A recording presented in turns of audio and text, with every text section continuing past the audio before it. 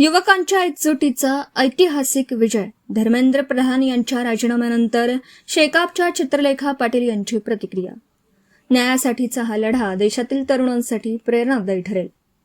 लोकशाही जिंकली, युवकांच्या संघर्षाला यश. शेकाप राज्य प्रवक्ता चित्रलेखा पाटील. दिल्लीतील आंदोलनामुळे सरकारला झुकावं लागलं. अभिजित दिपके, सोनम वांगचूक आणि संपूर्ण आंदोलनकर्त्या टीमचं अभिनंदन.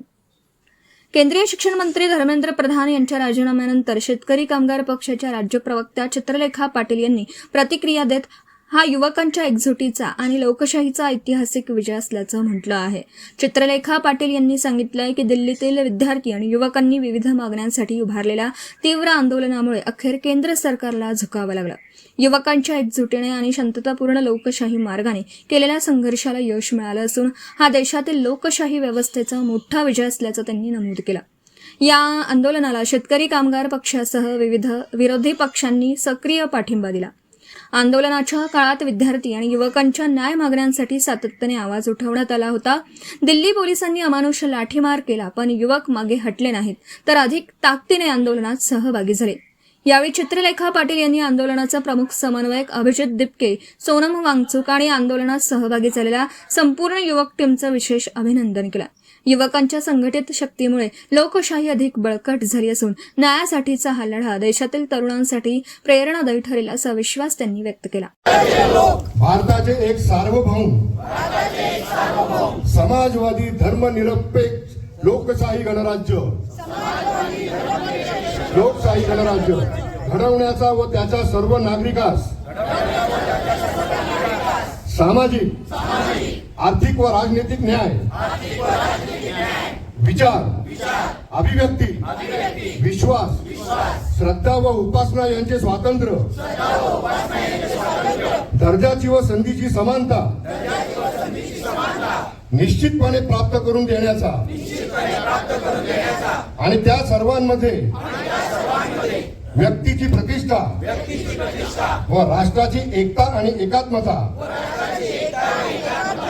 यांचे आश्वासन देणारी बंधुता प्रवर्धित करण्याचा संकल्पपूर्वक निर्धार करून आमच्या संविधान सभेत आज दिनांक 26 नोव्हेंबर 1949 रोजी याद्वारे हे संविधान अंगीकृत आणि अधिनियमित करून स्वतः प्रत अर्पण करीत आहोत. जय हिंद, जय संविधान, जय लोकशाही.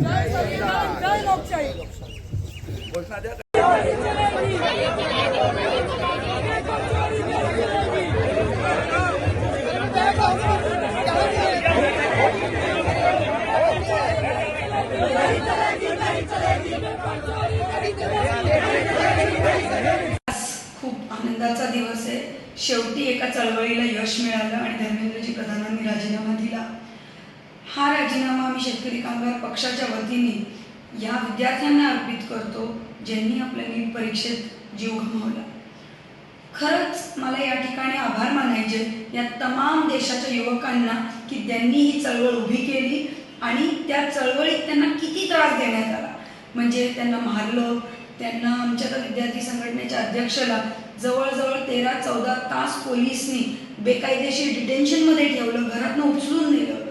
अशा वेळी सुद्धा सगळे विद्यार्थी पेशंट राहिले आणि स्वतःची मागणी पूर्ण करून घेतली. मला सार्थ अभिमान या पुढच्या भारताचा. आणि खरंच पुन्हा एकदा दाखवून दिलं की भारत किती डिक्टेटरशिप आली, कितीही हे हुकुमशाह आले, तरी भारत हे शाहू फुले आंबेडकरांच्या विचारावर चालणारा भारत आहे. आणि इथली लोकशाही कधी मरू शकत नाही जोपर्यंत आपली सारखी जनता एकत्र आहे. मला आभार मानायचे तमाम पक्षाच्या सगळ्या विरोधी पक्ष नेत्यांना की ज्या पद्धतीने ते लोकसभेमध्ये लढले.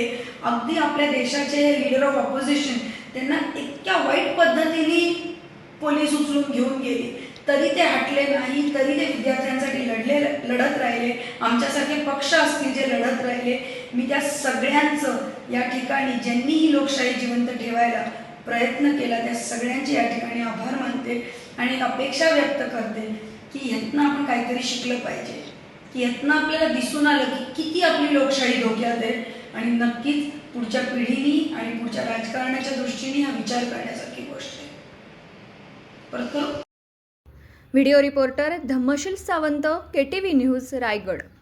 आपल्या परिसरातील बातम्या आमच्यापर्यंत पोहोचवण्यासाठी स्क्रीनवर दिलेल्या क्रमांकावर संपर्क साधू शकता. दूरध्वनी क्रमांक 9833235011. त्याचप्रमाणे अधिक माहितीसाठी स्क्रीनवर दिलेल्या KTV न्यूजच्या ईमेल आयडीवर देखील संपर्क करता येईल.